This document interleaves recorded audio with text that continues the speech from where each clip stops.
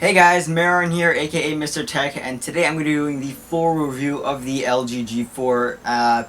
So everything I'm about to say in this review is final product, so final software. This is the final product version, so this is what you're going to be getting if you order this phone. I have the plastic back because I'm a really big fan of leather, but I'm just scared if it warps or it begins to smell because I go to countries. I travel a lot, so different countries have different climates, so leather won't cope with that very easily. So I just picked this this gray plastic one, and I just called it a day. So the LG G4, this is the product, this is the retail one. So final software, final everything, nothing's going to be changed, nothing's going to be upgraded besides the software. So right now I'm running 5.1.1 Lollipop with the LG UI on top of it, so it's not going to be stock Android, but LG claims that they've been working with Google tirelessly to get it close to stock Android, but again, it's Google and it's LG, so it's not gonna be it's gonna be close to stock Android, but it's not gonna have the feel and the fluidity of what Google claims to be stock Android. So let's start off with the exterior. First of all, depends on what phone you have. So you have metal on the outside. So this is the US version, the T-Mobile version.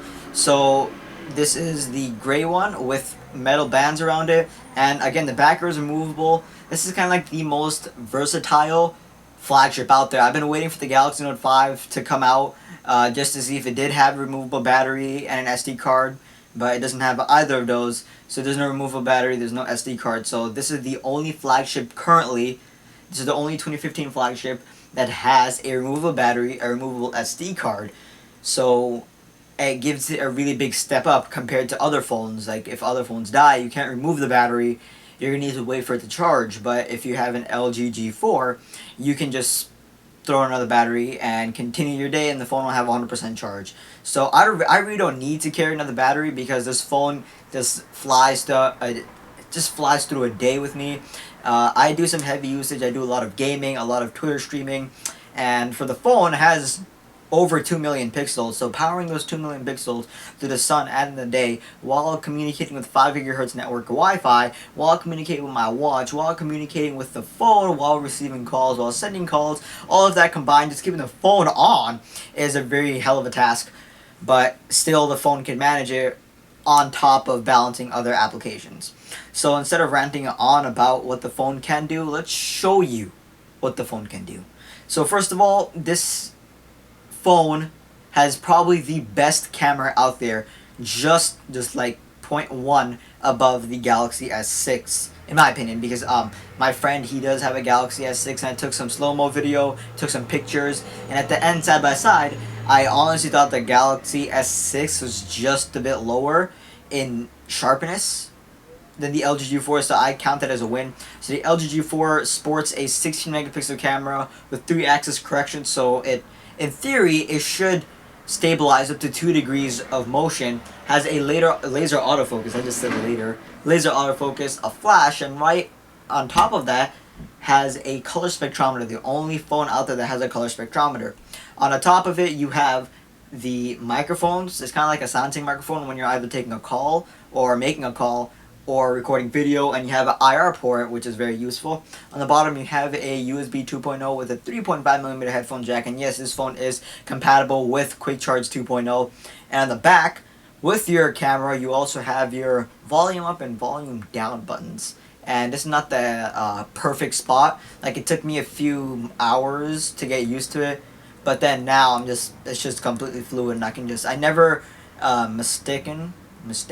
I never got confused with which is which, because they're one, the volume rockers are much bigger, they're much wide out and separated, and two, the power button has a kind of angle to it, and so you get used to that very easily, and it has a very great place to keep your finger. Like the volume up and volume down buttons are kind of ridged, they have a texture on it, and it feels great, and I'll show you that texture in just a minute. Let's head over to the front of the screen. Well, let's head over to the glass in the front. So in the front, you have a 5.5-inch quantum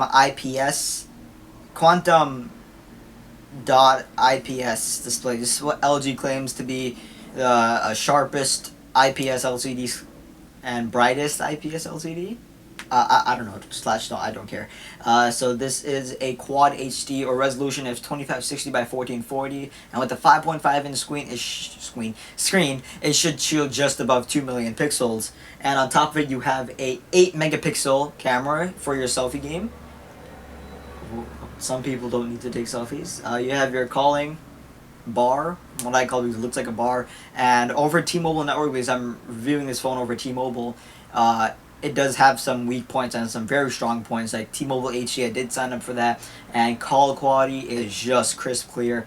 Right next to it, you have your variety of sensors like ambient light sensor, distance sensor, proximity sensor, and right next to it, you have hidden a LED notification, which the only notification lights that I saw was green for done charging, red for charging and about to die, and blue for like, this is the only time I saw blue.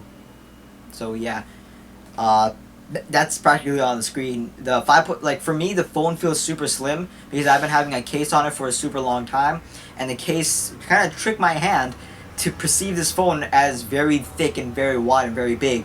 A 5.5 inch screen is not something to be taken lightly by people with small hands, and I don't have small hands. That's why I can just rock this phone. I can put my middle finger and my thumb touching together over the screen. So big phone for me. I'm getting used to it, but I still haven't got used to the Galaxy Note 5. I held the Note 4. My teacher does a Note 4. It feels kind of great, but it's kind of wide for my taste, and I like tall phones because I don't know, something with me for tall phones, because for some reason it fits in my hand better. So yeah. So the software I'm running is Android 5.1.1 Lollipop right over the LG UI, so it's not completely stock Android. It's nothing close to stock Android, but it does have some tastes like the multitasking and etc. etc. So that's how the screen performs, and with the Snapdragon 808 6-core processor running at 1.8 gigahertz or 1.82 gigahertz just to be exact, 3 gigs of RAM, LDDR3 RAM or L whatever. So yeah, it has some pretty nice specs, but with the Galaxy S6 Edge Plus and the Galaxy Note 4 and the Asus Zenfone, they've been scratching the surface of 4 gigs of RAM. But in my opinion, 3 gigs of RAM is just enough, because you're not going to be putting all your phone's app running in the background. There's kind of no point of having them, because you're just going to drain your battery, because there's going to be phantom apps running in the back. So yeah, no point whatsoever besides marketing. So yeah, my home screen is kind of simple, so I just have the smart widget on top with the variety of the built-in applications, and I have the 4 most frequently used apps on the bottom. So I have phone, contact, camera, and messages. And on the next, I just have all the applications that I use, like Minecraft, Twitter, Instagram, Snapchat, Maps, Chrome, etc. And all the plus and minus, and also have the sound. So I have Spotify, SoundCloud, and I have Google Play Music just to listen to it, and I have my music, which is normal. So yeah, that's practically all the inside. The only time I ever had problems with the LG G4 is with connectivity, and that's not LG. That's not the phone's fault. That's not LG's fault. It's depending on what carrier you have. And this is the T-Mobile version. So I'm reviewing the T-Mobile unit, and it doesn't disappoint too much. Like, it's reliable, but the only places it does disappoint is very dense areas, like say Times Square or somewhere very dense where there's a lot of radio communications, and instead of seeing full bars, you probably see 2/3 of that. So it's not disappointing. You still could make calls, but you're not going to get the full reception that you would get. You're only losing like a bar. That's it. And that's the only time I noticed, because I went around to places just to see if the phone did have any performance issues. Data speeds are snappy. They're snappy. Just snappy. Data speeds are alright. Depending on me, so I have 2 gigs of data right now, and I finished those. So right now I have to wait till like the 21st to get all my data back. So I used to have 16 megabytes up and down, but now I have 128 kilobits up and down. So you know how my problem is right now, and you know what I'm going through. So yeah, that's my fault, because I have to wait for my data to renew. So call quality is crisp. Oh my god, I'm sorry. Call quality is super crisp, and especially with T-Mobile's HD voice, so you get even more crisp calling to only T-Mobile units only. So I'm gonna call a T-Mobile to Sprint, you're not gonna get the HD call, but I'm gonna call a T-Mobile to T-Mobile, and you're gonna get the HD call. And what HD call is kind of like a more refined, more high quality sound to whoever you're speaking with. It only works with the earpiece, and I didn't notice too much of a difference with the headphones. Like I called my friend, he's on Sprint, and I called him, and I have my other friend. He lives in Astoria, and he has an AT&T phone. But I don't know anyone who has a Verizon. I do know some people, but those are my uncles, and I don't want to call them. So I only called AT&T and Sprint, and they sound the same. But with T-Mobile to T-Mobile calling, crisp, clear, and I think the person on the other side of the line will have the same thing to say because they have T-Mobile voice, and most likely they do. If they don't, then they suck. Whatever. So let's go actually pry off the back, and prying off the back is actually kind of hard work. Like just you have to glide your phone to the side, glide your nail to the side, and on the back you will see the battery door, which is removable. You know, it's had this pad over here. I'm not sure if you guys can see that. I'm going to give you guys a closer look in just a minute, but there is an NFC pad, not wireless charging. This thing, the LG G4 does have wireless charging antennas built in. So this is the NFC tab, and that is the wireless charging tab. So if you get mod, or like you can order it from Amazon for like $1 or $2, you can get like a separate packaging that connects this to the battery door, and you can use your any Qi wireless charging. You could do that, or you can buy an LG special battery door or the back cover to enable wireless charging plus enable NFC. So yeah, so there's an NFC tab over here. With the regular one, it doesn't come with wireless charging, so be careful of that. And you also have your removable 3000 milliamp hour battery, which lasts me a full day, just not a problem. And you also have your theoretical 2 terabyte SD card slot. So this thing does have an option of 2 terabytes. Well, there's no 2 terabyte SD card out right now, and when it does come, it's gonna be stupidly expensive, so theoretically. And you also have your micro SIM, and I think micro SIM for me was perfect because there's no difference between micro SIM and nano SIM, just the size. And all my other phones had micro SIM, so I've been using this SIM for like what, 2-3 years now. So yeah, the SIM paid off a lot, and micro SIM for the win. So yeah, so this is my final verdict of the LG G4, and is it worth it for its hefty price tag, because this is a 2015 flagship, and as it being new, it's going to be super expensive. Like, I paid $660 for this phone, and it wasn't cheap at all, but was it worth it at the end? Was it worth it compared to the Galaxy S6 Edge, Galaxy S6 and S6 Edge, where people claim it to be the flagship king of 2015, or is it worth, is it a difference between the OnePlus 2, the flagship killer? Is it worth the HTC One M9 with its boom sound? But in my opinion, I think the main selling point of this phone is, first of all, the leather back, second of all, the removable battery and the SD card, and third of all, that camera. That camera is just insane. Like, people claim, LG wants you to think that it's a DSLR replacement. It could replace your DSLR, but and the reason why they claim that because it has DSLR like control. So it's not a DSLR, it's DSLR like. And LG went the extra mile of getting some professional photographer and saying that he should use this over a DSLR, and I never recommend that. No phone camera is nothing compared to a DSLR. Like, no phone, no Galaxy S6, no Galaxy S6 Edge. It's just, there's no comparison between a DSLR and a phone camera. Like, the LG G4's camera is nothing compared to the DSLR I'm using, or the DSLR you're using, or any DSLR. So that's why they claim it to be DSLR-like control. And I like the way LG said DSLR-like, not DSLR controls, because there's nothing compared to a DSLR, period. Just no competition in there. So yes, so is it worth it with all the features, with all the trade-offs and pluses compared to all the other phones? Like, it's not, the display is okay with 525 pixels or 521 pixels per inch. Very high resolution display, not AMOLED, so not that inky blacks and silky whites, nothing like that. But in my opinion, I really do think the LG G4 is worth it. For bang for buck, yeah, because it's a flagship.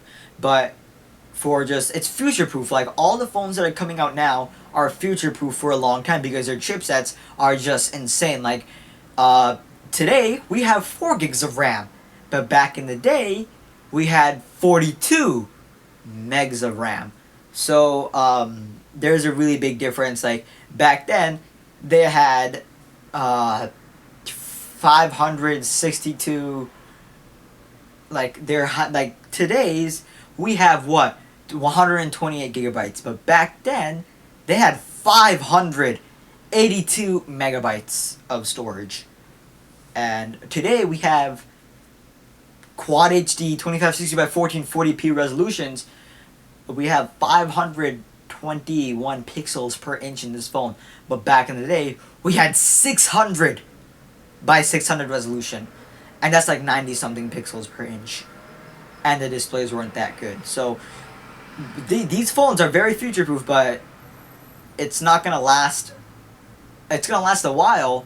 With these chipsets are getting even more powerful and powerful, but these phones, the flagship phones, are going to be lasting the longest compared to like a 2001 flagship, where 2001 flagships are flip phones, but 2009 flagships, where the Samsung Galaxy S3 came out, that was a killer flagship back then. But look at today, the people who only have a Galaxy S3 refuses to upgrade it because it still works. So there's a very big difference between them. But in my opinion, going back to the point, the LG G4 is worth it. So in my opinion, it's a win. The back buttons, they may take a while to get used to, but in my opinion, it's very worth it. I really do recommend it. Any other phones that I recommend over this? If you have a little bit more cash, I really would recommend the Galaxy S6 Plus, Galaxy S6 Edge Plus, because it has that bigger battery. The Galaxy S6 Edge Plus, it does have a 3000 mAh battery, the same thing as this, but it's not removable and it should last a full day. Sorry for my fast talking, but it should. That should be a better phone. Or if you want, if you're a diehard Note fan, get the Galaxy Note 5. But if you want removable battery, get the Galaxy Note 4, because all the new flagships out there don't have removable battery. But the main selling point of this phone was, first of all, the removable battery, second of all, that camera, and third of all, I forgot the third of all. Okay, so 1 camera, 2 battery, and oh yeah, removable SD card thing. So yeah, guys, that's my final verdict. 10 out of 10 stars. I'll give this phone a 9 out of 10 stars, or 10 out of 10 stars. The reason why I'm not making this phone perfect, because the build quality, it favors towards more to plastic. Like, this has a Gorilla Glass 3, and the bezels are kind of have this little pattern to a texture. I'll show you that in just a minute. But it favors more towards plastic. Like, if it had a glass option for the back, that would be sick. If it had better looking metal, or if it had like brushed metal on the side of it, that would be super sick. And if it had a fingerprint sensor, because this phone does not have a fingerprint sensor, if it did, that would be super cool. Like, they could have incorporated the fingerprint sensor into the LG logo, so you could have it like that and it'll load. So it should have been a better idea. But thanks guys so much for watching, and I'll give you guys the close-up right now. All the close-ups I just said before, so yeah. So this is a better look of the brush finish in the back, and that better looking texture. You can see the back is textured, and there's a better look at the camera. So it feels pretty nice. As you can see, there is a brush texture, and on the bezel, as you can see, on the bars on the top, as you can see, it's kind of like carbon fiber like material. It's just glass, but it's just something super. It's hardly noticeable, especially like I have to aim it towards just the right angle of light in order for you guys to see it. But yeah, there is a better look at that. And so yeah, that's what the phone looks like close up. So thanks for watching guys, thanks for the view, subscribe for more, and I'll talk to you guys in the next video. Peace out.